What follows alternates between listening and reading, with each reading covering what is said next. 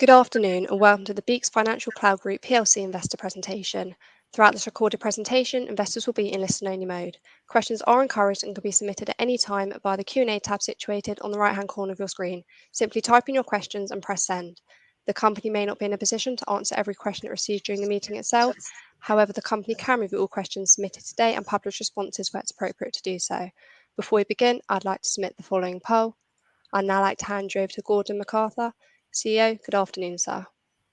Thanks, and welcome, folks. As usual, I'm going to kick this off. Fraser will come in towards the middle and end to go through all the financial stuff, and then we're going to do some Q&A at the end. So we will kick off. All right, we're going to go kind of do the kind of quick overview of the company for those that don't really know the story. I'm going to turn my camera off actually because my hotel Wi-Fi is not great, so I'll bring it back on for Q&A. Okay, so what does BEEKS do? So we're a cloud computing company, so it focuses solely on capital markets. So we build out cloud environments for low latency multicast trading systems. That's all we do. We don't get involved in generic cloud for email, CRM platforms, or ERP systems, or anything like that. We are deeply rooted and entrenched in trading applications, working with banks, brokers, exchanges, and funds all around the world. So 2005 key messages. So I'm going to go through the good, the bad, and the ugly, and all of this stuff. So bear with me as we go through it. So you know, we look back at 2025. We've been on market now for 8 years. Historically, we've always done between 20 and 30% revenue growth every year, fairly consistent in that. We achieved that again this year with 23% revenue growth. And pleasingly, we signed a record level of long-term contracts, which shown in the 19 million of TCV that we signed through the year. If we go back to day one as being a public company, the majority of our stuff is all month-to-month recurring revenue that was not committed long-term to the business. That has gradually changed throughout the year, and about a third of our revenue is now kind of long-term committed in multiple year contracts. So the bigger stuff is really in the tier one domain. So when we IPO'd, we IPO'd to target the tier one customer base, and pleasingly we've made real progress in that space in the last 8 years. Significant contracts with exchanges in the last year. We signed Mexico, BMV, the first one. We signed ASX, the Australian Stock Exchange, and as we announced a few months ago, we signed Kraken, which was our first exchange in the crypto space. So we had a decent year in terms of new signatures in the exchange cloud space. Continued expansion with existing clients, including the GSE. GSE are almost full again, so we would hope that that contract will be extended for the fourth time in the coming period. And we announced quite a lot of decent sized wins in the proximity cloud space, which is the single-use platform. New stuff, we launched a new product called Edge Intelligence, which we're in a couple of very large active proof of concepts at the moment. Edge Intelligence is an AI and ML modeling tool that sits on the market data that we collect through our analytics appliances. Early days for that, and you know, we've been building that for the last 18 months. We didn't just jump on the AI bandwagon and put AI in front of one of our existing products. We've actually invested, hired a bunch of data scientists, and our analytics CTO has really led that project. So we're in a couple of very meaningful proof of concepts, early days with some big banks and exchanges around the world. One of the big talking points throughout the year has been the launch and the kind of launch of a revenue share commercial model on Exchange Cloud, which kind of has very considerable differences in how we account for it, and Fraser can cover all of that stuff as we go through. Early indications are good. So Kraken were the first client to go down the revenue share route, And Kraken, after a few months, is creeping into profitability on a month-to-month basis now. ASX and Toronto Stock Exchange are the next two. Australia is a few weeks away from launching. We're kind of finishing the config and in the testing process. The pipeline for Australia is very, very promising. A lot of the bigger banks over there looking at the platform already, so we get high hopes for that. Toronto, we're just going into starting the implementation phase, so hopefully that will be ready in kind of Q1 of next calendar year. But the early signs are very promising, as we hoped, and what we've also noticed is that it shortens sales cycles for other exchanges. We'll talk about the pipeline going forward. We made an investment in a technology company startup that we think has built very interesting technology. They're a provider of hardware.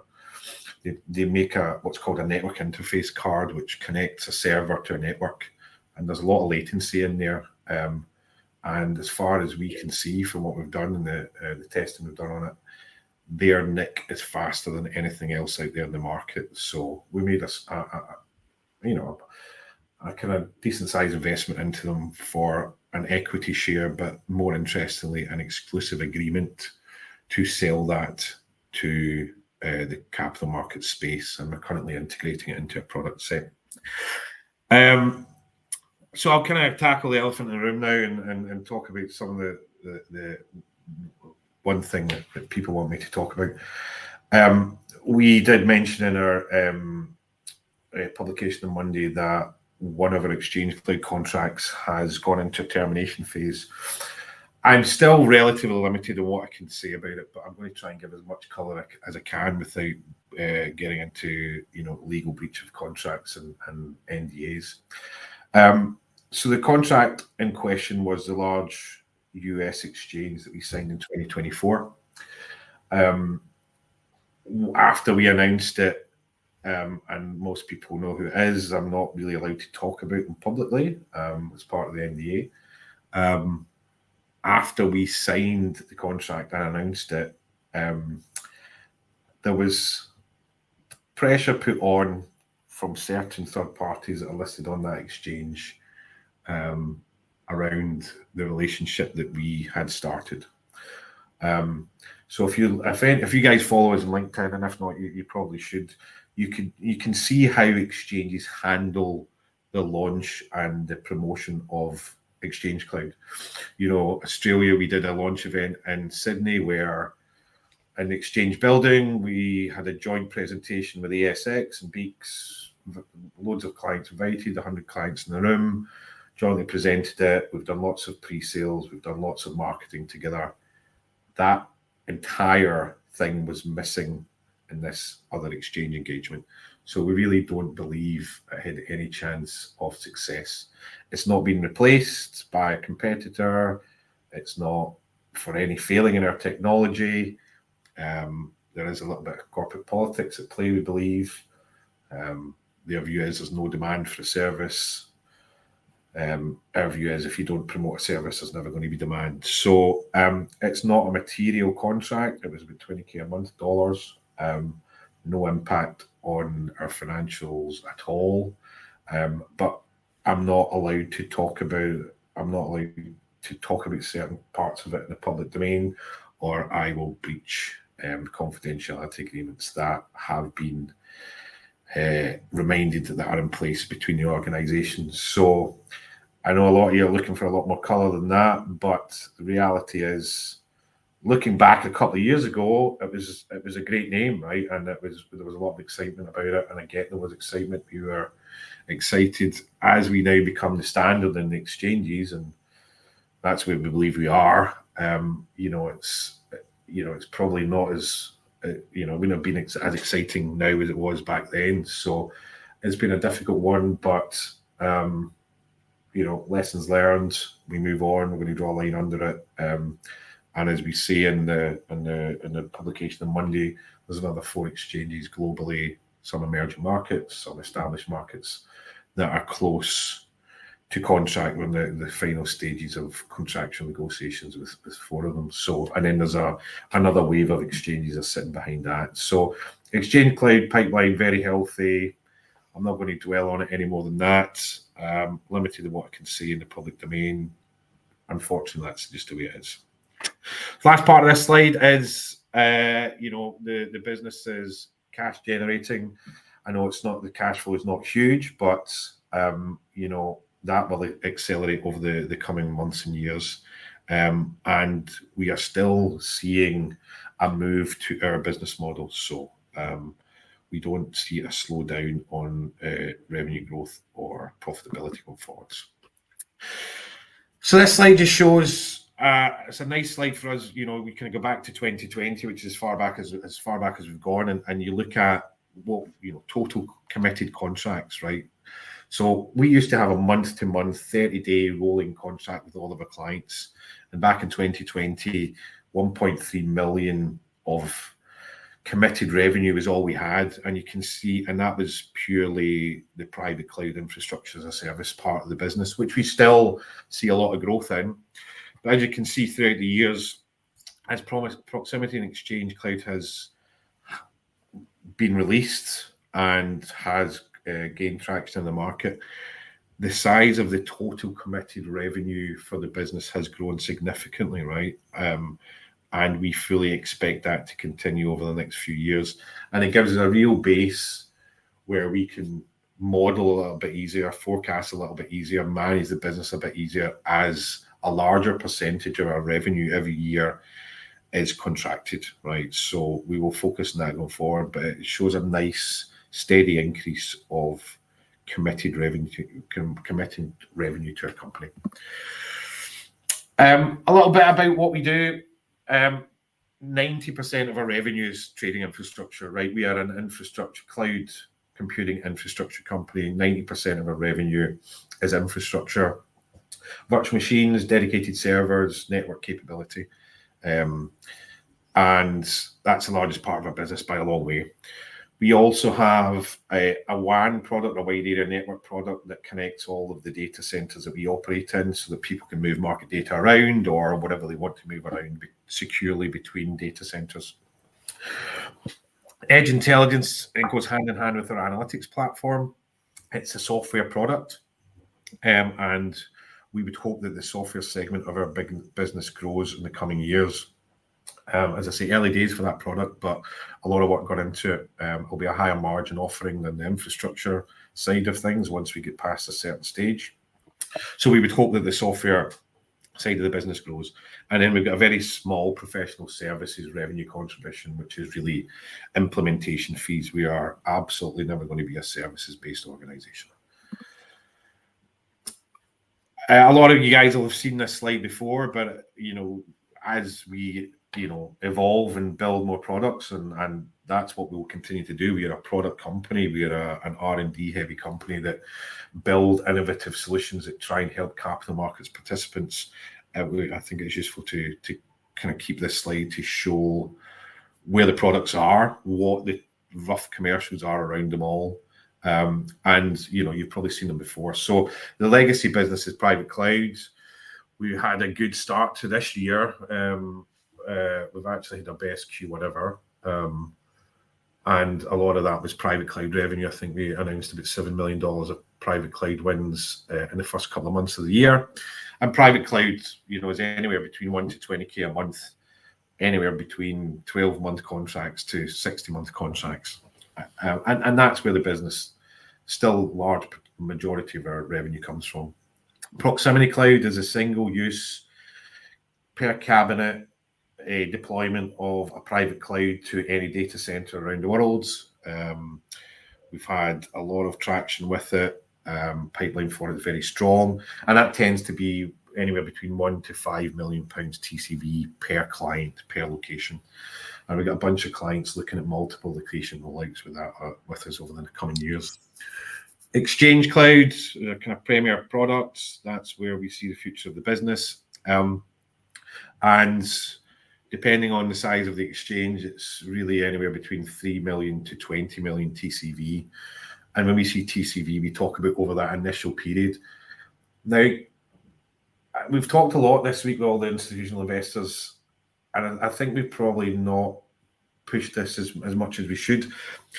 Don't look at Exchange Cloud as a 4 to 5 year deal, right? If you look at the GSE, who are now 2.5 years into their contract, we've got so many of their clients on Colo 2.0, as they call it. A large part of the volume on the GSE exchange is now originating from our platform.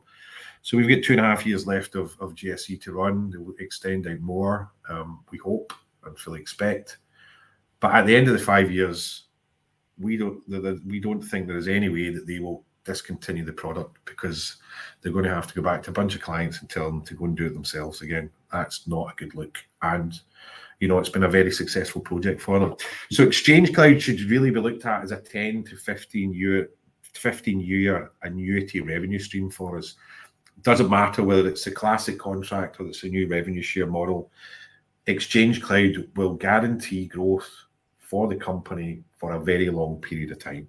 I think we've probably not been as clear about that as we should have been in the past, but as it grows and more and more clients use it, it becomes stickier and stickier. Market Edge Intelligence with the analytics offering, new offering, anywhere between 500,000 to 5 million TCV as a software product. So kind of sits right in the middle of our kind of commercial product offerings. And depending on, as I say, we've got a couple of very big, meaningful POCs out there at the moment. That could become another Exchange Cloud-like opportunity for the organization going forward. But with a lot of things in AI, it's early days, right? And we need to prove adoption and prove value there. So we'll be working on that over the coming months and years. This slide just shows some of the Exchange Cloud that clients we've got on a map. So as you can see, we've been very successful in the Americas with BMV. ICE were the original client. Never a massive contract with them. We're never expecting it to be. Toronto have now taken it up, and we've got high hopes of a very large exchange, good relationship there, and we will move that forward as they get regulatory approval on their side. Kraken, the first crypto exchange, GSE, and then we've got ASX. So as you can see from the map, we've still got a long way to go in terms of geographies that we can win with new Exchange Cloud clients. So this slide, again, just kind of goes back to the changing commercial dynamics of the organization. We've got multiple commercial models, multiple products, and I think the market's not quite understood some of the intricacies and the differences between the Exchange Cloud traditional model and the revenue share model. So we just wanted to spend a little bit of time going over it. So traditionally, we would charge 20k per month-ish, depending on the spec of the rack, per cabinet per month for an exchange, and they would commit to that for 5 years. So we didn't care whether that exchange had any clients on it, really. We were still getting paid. So on day one, when we turn it on, we get paid 20k per cabinet per month. Same all the way through the contract. And it's become very apparent that we now know when and how this fills, right? We know how to sell it, we know how to fill it, we know what we need from an exchange, we know how to market it. The revenue share model came on the back of the Mexican win last year, where they wanted to do it very early on in the sales cycle, but they didn't have budget and they had to wait to the next financial period. Because it was quite a chunk of, it was a decent commitment from them. So we've come up with a revenue share model in certain situations, and we will use both models, right? Primary reason for revenue share is to short sales cycles, and we've seen that already with some of the wins we already had and the wins that we will announce over the coming period. But also in the long term, if the cabinet's full or fill up, it is commercially more advantageous to BEEKS. We get a bigger share of the revenue from the cabinet than we do on the old school model. Our argument and discussion with the exchange is, We are taking the commercial risk, therefore we want a bigger slice of the rewards. And that is not a difficult argument or discussion to have. So we will use revenue share when we think the situation is right, and we'll use a traditional model again when the situation is right.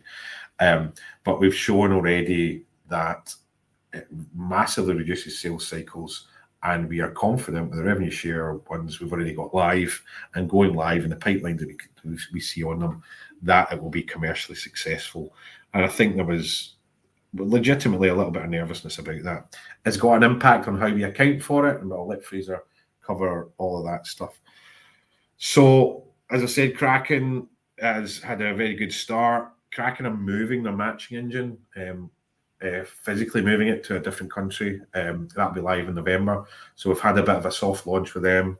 Once they get the new matching engine live in November, we get an environment that's sitting beside it. They're going to do a bigger launch and offer it out to a larger section of their trading community.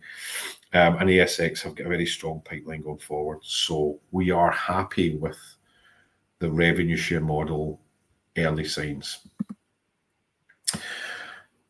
I wanted to use this slide, and we need to do a little bit of work on this slide, but I wanted to use this slide as an example of what we're seeing, right? And I'm going to use GSE as an example here. You know, I refer to GSE a lot, but that's because they're the most mature in the exchange cloud journey.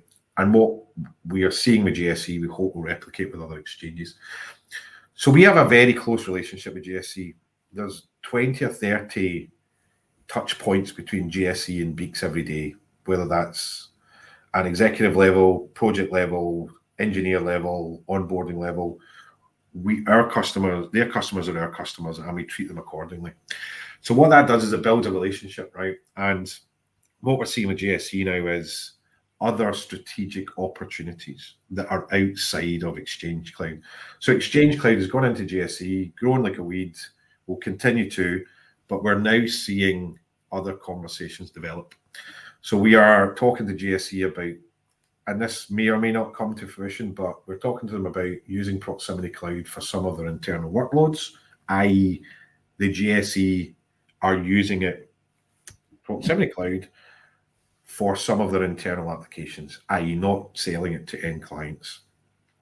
There's a network opportunity there with them that we're jointly working on, where there's an ability to put a network in that will connect Johannesburg and their DR data center out to the wider financial ecosystem that sits in New York and London, and there's a conversation around that. One of the most interesting things, and we always hoped this was happening with Exchange Cloud, is GSE have now got a bunch of clients using the platform very happily, right? It's been a major success for them. But these banks and brokers don't just have infrastructure in Johannesburg. We are hoping to close in the first, in the next quarter or so, our first direct contract with a major South African bank for infrastructure outside of South Africa. So they'll contract with BEEKS directly rather than through the GSE for infrastructure in New York, London, or Asia Pac. And we've got a couple of these conversations at a very advanced stage. We'd always hoped this would happen. Like, people get familiar with the platform, they get familiar with the support model. They don't want to do infrastructure themselves. People want cloud for everything. We are starting to see that on some of the larger banks in South Africa. And if we can replicate that in the other exchange regions as we go forward, that gives us another material commercial opportunity that sits outside of Exchange Cloud, but as a direct result of these successful implementations we are doing in these exchanges.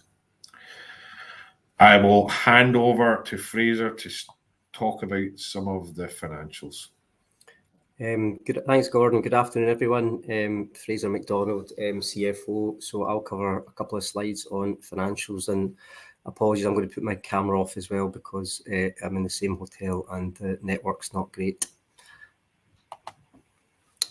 So Gordon touched on this earlier. We've been fairly consistent since IPO in terms of sales growth. So Another really good year. So we're 26% up on prior year. So sales were just under 36 million from 28.5 in the prior year. And the big driver within that was Proximity and Exchange Cloud.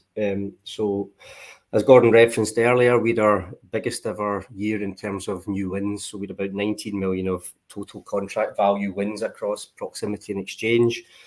And the vast majority of that was delivered within the financial year. A small part of BMV slipped into the current year, but most of that was delivered.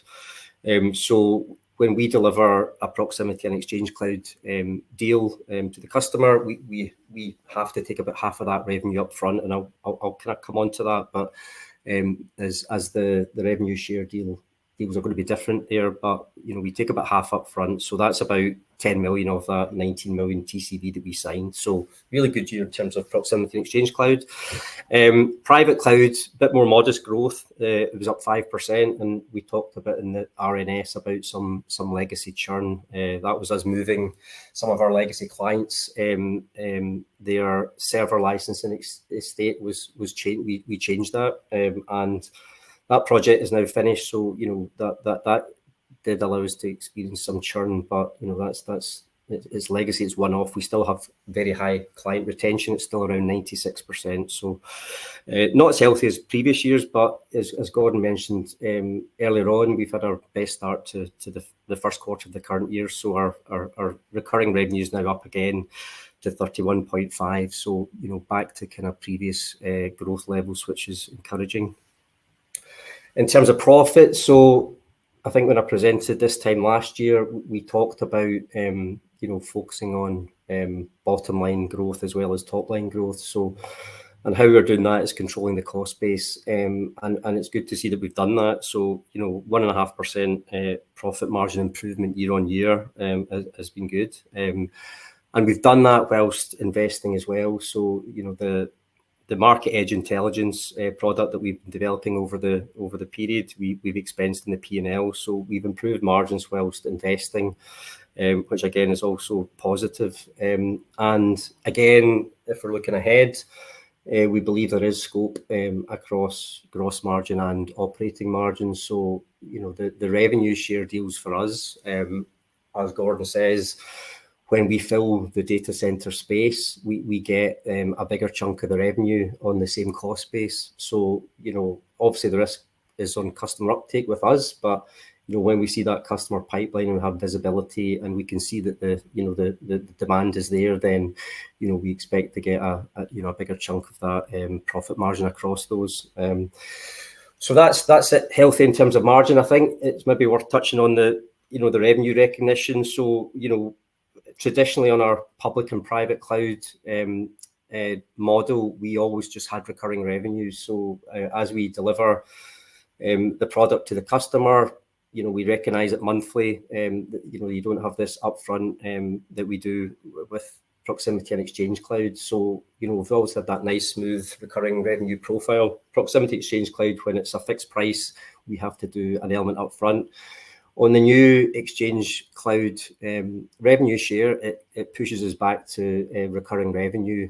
So again, it's a softer benefit of doing it. We're doing it for the right commercial reasons, but it will help with that, with that upfront element, which ultimately we have to recognise because that's how accounting standards dictate that we have to. But as we do more of these revenue share deals, it should hopefully give us a smoother revenue profile going forward. And then in terms of cash, so we mentioned earlier on, we a couple of years ago, we year on year we were eating into cash. The last couple of years that's shifted, so we didn't make a huge amount of cash in the period. It was largely break even. However, these Proximity and Exchange Cloud contracts, you have to look at those over 4 years, 4 or 5 year contract length. So what you tend to have with Proximity and Exchange Cloud is you have round about 30% capex upfront. So what we're seeing is you have that initial investment. So years 2, years 3, years 4, years 5 is when the cash starts flowing to the bottom line. So last couple of years has been healthier, and then as we look for the next 2 or 3 years as we do more of these contracts and they enter into the the later years of the contract, that's when the cash actually starts improving. So year on year, we did improve operating cash flow. Looking at the actual, you can see quite a pronounced movement in our working capital over the period. So the 4.2 million outflow in the slide. So what that is really, and I think there's some questions on this, which again I can cover. When we recognise revenue in advance, and that's the 10 million or so, that actually is accrued income. So you have an increase in a contract asset. So that's a movement of about 6.8 million in the period. And then offsetting that, we had about 2 million, just over 2 million of Proximity and Exchange Cloud CapEx investment post year end. So that was a movement in the payables. So quite a pronounced movement in the period. And as I said, over the next 3 to 4 years, that as that cash is collected on those deals, then that will start unwinding and deliver more cash to the bottom line. Looking at investment again, probably similar to last year. So we're always buying infrastructure in advance, and we put that into the data centers that we have across the world. So similar spend to last year, about 4.5 million on capacity infrastructure, and then the intangible assets is largely that cost of our internal development team. So we have a fairly large software development team where we develop the products in-house. As Gordon talked about, we are a product company. So further investment into Proximity and Exchange Cloud is what you see in there. And then again, from an overall cash point of view, we in the period we repaid some asset financing, and we really have very little debt in the business. So the debt we have is about 0.4 million in asset finance. So we're in a net cash position of just under 7 million pounds. Again, so as we look forward, we potentially can, if we need, take on additional debt to support some of these Proximity and Exchange Cloud contracts. But we will, as we start generating cash and potentially using debt, we should have enough to fund the year's growth, the next couple of years' growth ahead. So from a cash point of view and an overall company margin point of view, we're in good financial health. Back over to you, Gordon.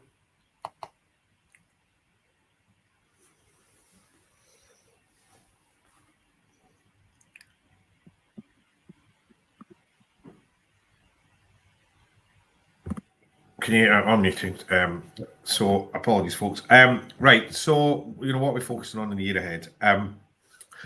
We've been talking to investors, and again we reference it quite heavily in the RNS and the update on Monday. The pipeline is at record levels across every business unit within the group.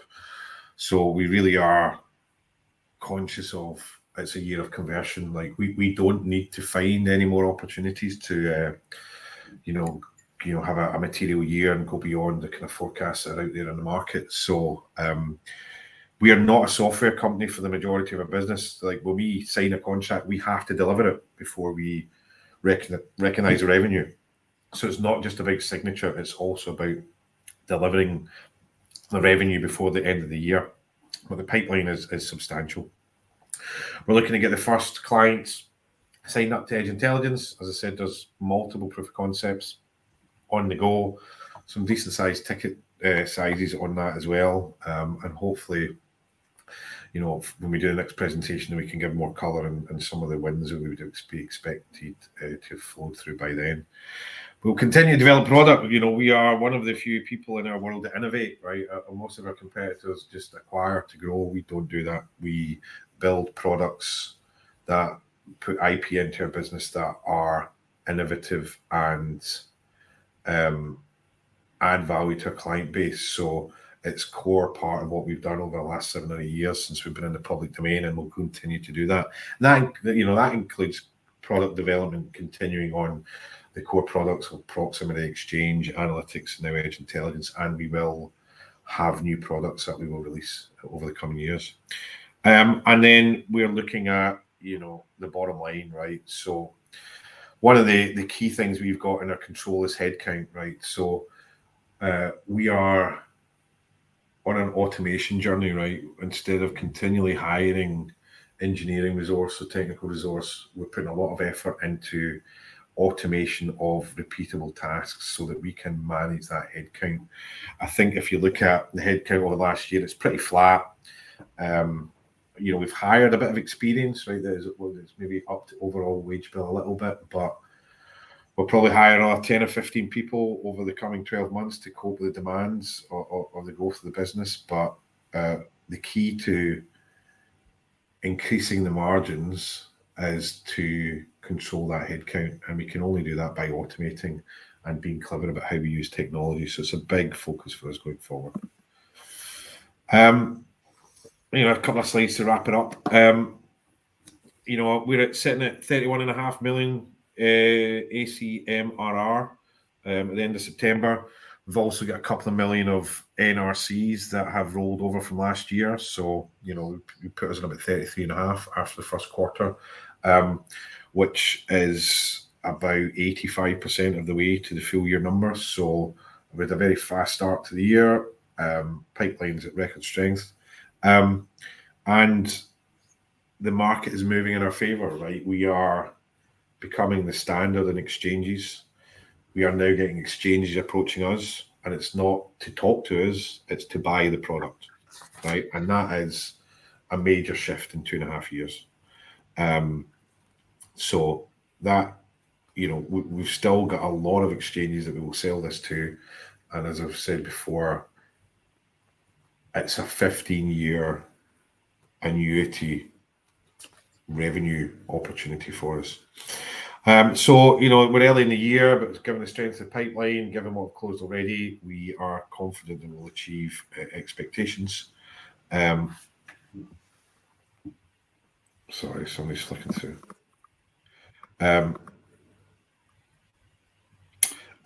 So we're confident that we will achieve expectations for the full year.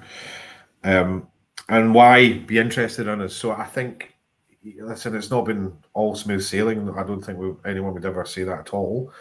But I think there's very few companies out there that have achieved between 20 and 30% top line growth every single year for the last 8 years. So, that has been a pretty major achievement. We IPO'd at 3 million turnover, right? We are hoping to do 40 million plus this year. We're still not the biggest company in the world, but we have now a track record of delivering that top line growth, and we are now focusing on driving the bottom line to match that. We generate cash. I know you want us to generate more, but you even look at the hyperscalers. They bled billions of dollars for years, and then all of a sudden they start generating huge amounts of cash. So we are concentrating on trying to generate a little bit more cash as we go forward, but we're still a growth company, an IT company, a cloud computing company that has a very global market leading position from the UK that generates cash is a pretty unusual position, right? The track record bit, I cannot overstate. When it comes to competition, we now have track record of delivering these mission critical systems. And even if someone comes up with a competitor to the Exchange Cloud, why would anyone take the risk? Why would anyone take the risk of the billions of dollars that flow through our platforms every month, every second, every minute of every day that trading's happened, to go with a company that has no track record? So it is so important, and it is now been proven in multiple exchanges. We are looking at and embracing new technologies constantly, hence the AI and ML side of things, and cloud computing is still a growing area. So we are in a good space, and we're confident of prospects going forward. So I think that's all the slides we've got. Fraser, Gordon, thank you very much for your presentation this afternoon. Ladies and gentlemen, please do continue to submit your questions just by using the Q&A tab situated on the right-hand corner of your screen. Just while the company take a few moments to review those questions submitted today, I'd like to remind you that a recording of this presentation, along with a copy of the slides and the published Q&A, can be accessed via your investor dashboard. As you can see, we have received a number of questions throughout today's presentation. Now, please ask you to read out the questions and give responses where appropriate to do so, and I'll pick up from you at the end. Right, there's a lot of questions. Okay, I'm going to just start from the top. Edge Intelligence, delighted to hear it's launched. Can you provide an update on the gross and EBITDA margins you anticipate? I mean, that's a hard one, right? We've not sold the product yet, but it's software, right? So it will be a much larger margin than the infrastructure side of the business, because every infrastructure deal we do, we have to go and buy capex compute networks for it. There is a little bit of infrastructure in deploying Edge Intelligence, but I mean it's tiny compared to the legacy part of the business. So I can't give you an exact figure, but look at an average software company. It's 70-80% margins at the gross level, I think. So hopefully up there somewhere.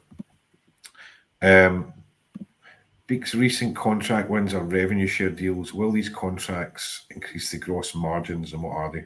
Fraser, I don't know if you want to take that. Yeah, I mean, we hope so. So as Gordon talked through, the cost base on these revenue share deals is the same. So, going from a fixed price of, I think the example was 20K to when the rack is full 30K, it's just a question of the timing, right? Can we get it filled, quick enough? So, and we fully expect to do that, as we said, if we see the pipeline, and if it's not filling, then we give it 12 months and we take it back, right? But there's definitely scope in that gross margin, because say 30K from 20K on the same cost base. Next one, are the other exchanges of the 4 other exchanges you mentioned are likely to sign before Christmas? I love questions like these, because whatever answer I give, I'm not in control of this, right? We would hope we would get at least a few over the line before Christmas. But I've done this before when I said I think we will do something, and I can't control when a client signs it, and then you get it thrown back at you. The reality is, I'd be hopeful at least a couple of them over the line before Christmas. In terms of contract signed, right, we still need to deliver it, right? So, the next 4, you should be looking at material contributions to next year's numbers, not this, right? That's the reality of it.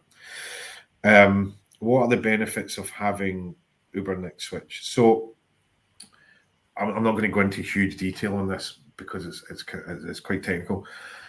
So the NIC, or the network interface card, that connects a server to the network stack. The default card at the moment, low latency card, is from a company called SolarFlare, and we use it extensively, right? But over a certain capacity, SolarFlare starts dropping packets. Ubernic doesn't. It's faster. It's a lower latency card by default. It's FPGA based, but you can get to full line rate, i.e. that means you can go to whatever the port speed is on the connection between the server and the switch without dropping packets. So dropping packets in our world is not great. So even in our experience in our infrastructure, in certain workloads, we've had to move away from SolarFlare cards and put up with increased latency from a non-latency sensitive card, because that's preferable than dropping packets. Ubernic does not drop packets at load. So that's a very high level explanation. You can go into the weeds of this stuff. It's very, very technical. I think next one's a question around the contract assets. So it's note 14 shows 4.8 million of contract assets, but only 1 million of was invoiced. Why is this? And do you expect the remainder to be invoiced? So again, I think, so that's effectively accrued income. That is us recognizing revenue in advance when we deliver, right? So that's the upfront element of Proximity and Exchange Cloud. So it's revenue, it's not cash. So the cash catches up over the life of the period. So that's what that is. It's an addition to a contract asset. I think the next one's similar. I think it's the same question. So I'll miss that one.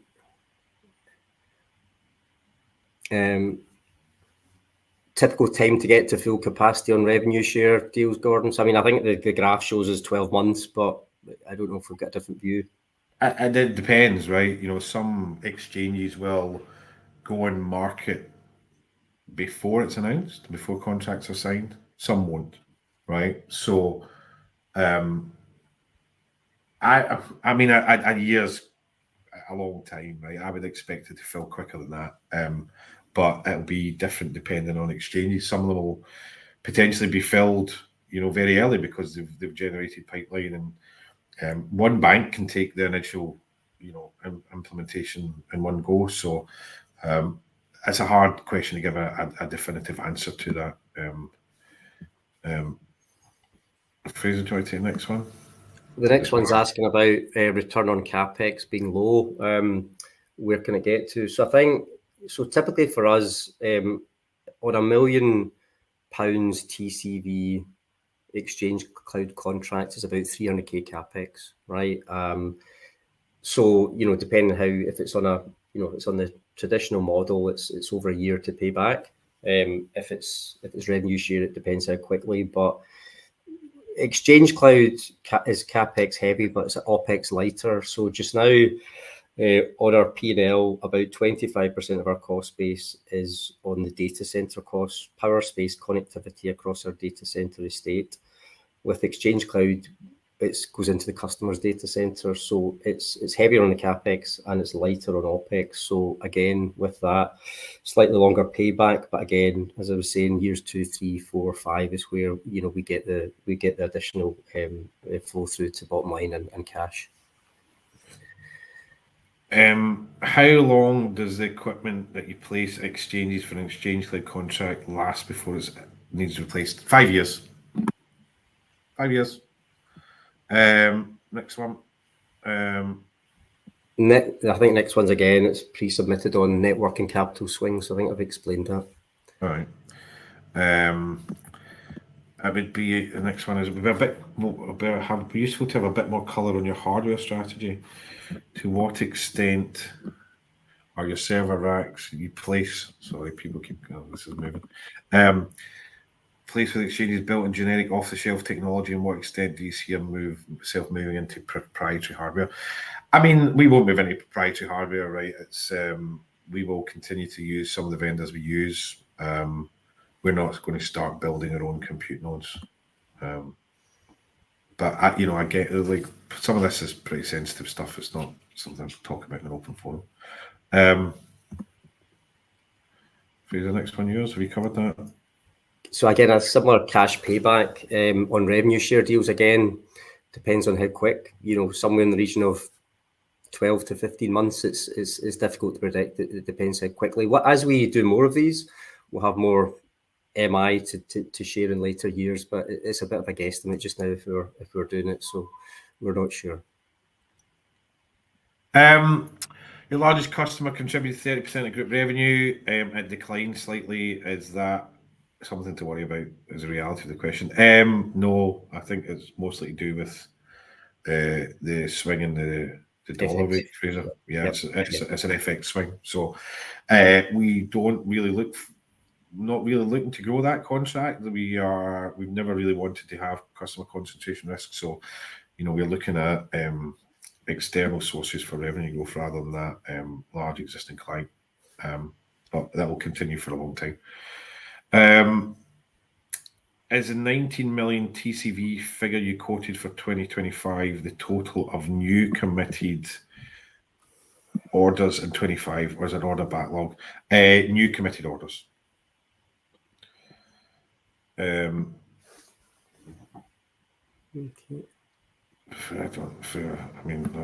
There's another one about volatility figure for executive compensation.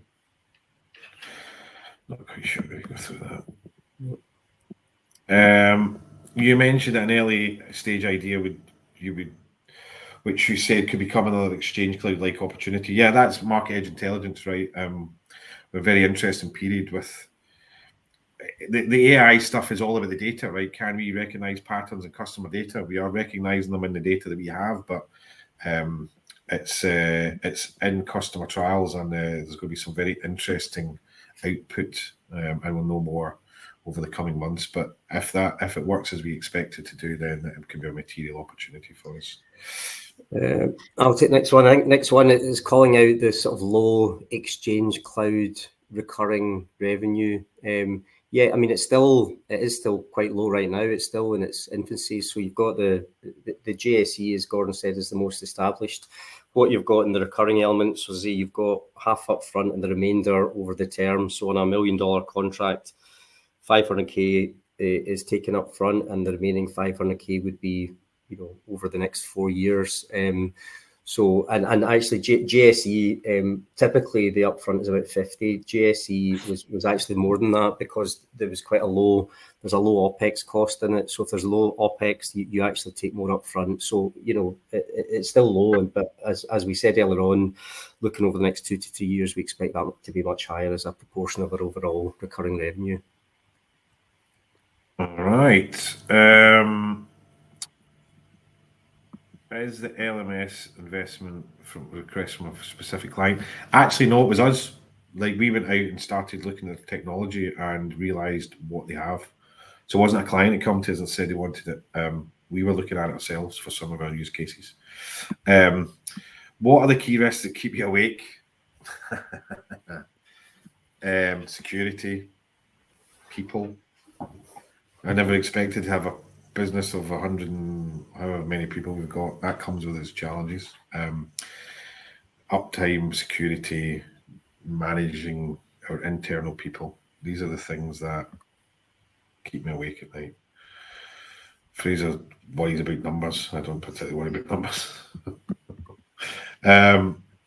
If you do manage to win 2 or 3 new exchange contracts during Q2, would that be enough for you to raise your forecast? We won't raise forecasts in the back of Exchange Cloud wins, because the reality is they're probably not going to hit numbers until next year. It takes 12 to 16 weeks to get them delivered. So even things we sign at Christmas, if a revenue share, the revenue starts flowing next year. So, and classic contracts, proximity cloud contracts, private cloud contracts, the other things that will move this year's number. When do you expect to have your first sale of Edge Intelligence? And do you expect it to reach a new type of client? It's new stuff. It's new clients. I mean, it's the banks. Edge Intelligence is in the tier 1 domain, right? We're not going to be selling this to smaller firms. I'm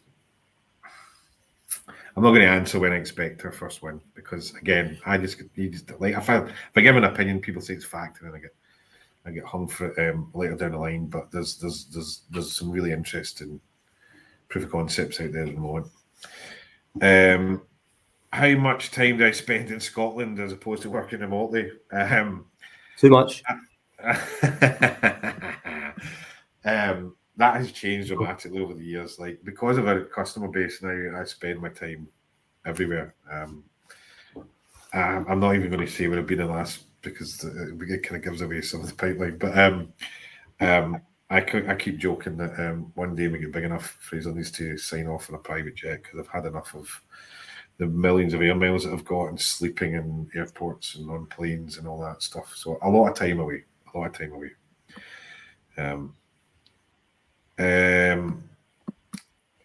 is the next one? What is it?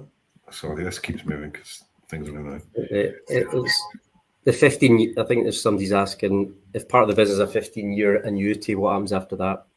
I don't care. We're all retired by then. I don't know. I don't have I can't. Maybe it's 20 years. Maybe it's 25 years. I think a 15-year view is pretty spectacular. After 15 years, who knows? Is Gordon's price in his head that he would sell the business for at least 2 times market cap? Yep. Not giving the number. How concerned are you that the cancellation has effect on other contracts? None. We've covered it with all our existing pipelines of exchanges. They all absolutely understand what has gone on, what went on, and why it went on, and I don't think it will have an effect. Can we get more colour? Last few questions, because we're going to have to wrap up, folks. But I think we are coming to the end of the questions. So, can we have more colour on the proximity pipeline? Proximity pipeline's good. I mean, where we've been focusing is the big banks. We've got a lot of clients that will buy a cabinet or 2 cabinet, but what we've been working on is the banks that will buy a couple of cabinets at a time, but then do it over 10 or 12 locations, right? Have a multi-year rollout plan, and we've got a number of the conversations on the go. The proximity cloud pipeline is as big as it's ever been. We've got both new and existing clients, right? The big bank that went live, UK-based bank that put their global bond trading platform live with Proximity Cloud in London, live over the summer. That will roll into new locations. And we've got a number of large tier one banks talking to us about global rollout of Proximity Cloud. So it's strong, yeah. The last question you like. I've seen the last question. What's stopping you from signing the LSE? The LSER. I've given up. I could go on a full rant about the LSE, but it's pointless. I've given up. I've just given up. Like they offer us no support as being the only provider of exchange technology on their exchange. Seems completely meaningless to them, despite repeated attempts to work with them. They continue to try and get us to talk up how good it is to be a PLC, but I've given up on them. So, like that's a mini rant. So yeah, I'll leave it at that. Yeah, I think there's a lot of kind of repeat type questions here that we've kind of covered. So I think we'll leave it at that, folks. Gordon, Fraser, thank you for answering all those questions you can from investors. And of course, the company can review all questions submitted today and will publish those responses on the Investor Meet Company platform.